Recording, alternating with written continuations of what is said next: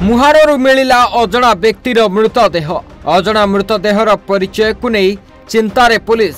निकटवर्ती थाना को पठागला फोटो। एभली एक घटना देखा मिली कटक जिला अंतर्गत कंटापड़ा अधीनस्थ उराड़ ग्रामर तेलजोरी मुहाण ठारू। तेबे मुहाण ठारू 100 मीटर दूरतार जड़े अजना व्यक्तिर मृतदेह देखा मिली। सूचना मुताबक आज सकाळ प्राय 6टा समय उराड़ ग्रामर किछि युवक नदी को माछ धरिबाकू और शौच करने निमंते जिबा बेले एपरि दृश्य देखा पाइथिले। ग्रामवासी माने डिमिरी फांडी एवं अग्निशम विभाग को जणाइथिले। पर ग्रामवासी एवं अग्निशम विभाग कर्मचारी द्वारा मिलित भावे मृतदेह को उद्धार करा जायथिला। सकाळु झाडा जायथिलु झाडा नदी रे देखलु 7टा आइला पुलिस 7टा वाले सर माछु गला वाले देखली ताखर पुलिस वाला को खबर देला परे से आइले ताखर डेड बॉडी उठे के आइले।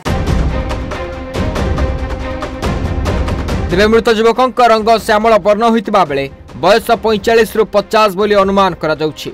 डाहाण पार्श्व बेक एवं नाक पाखरे गभीर क्षत चिन्ह देखा मिली। बाम हाथ में घंटा जीन्स पैंट एवं धला रंगर सर्ट पिंधिछन्ति। घटनास्थल में गोविंदपुर पुलिस छानबीन आरंभ होइछि। अधिक तथ्य पाई आमे गोविंदपुर आईआईसी श्रीजुक्त रवि नारायण बेहेरा को पचारि बुझिथिलु।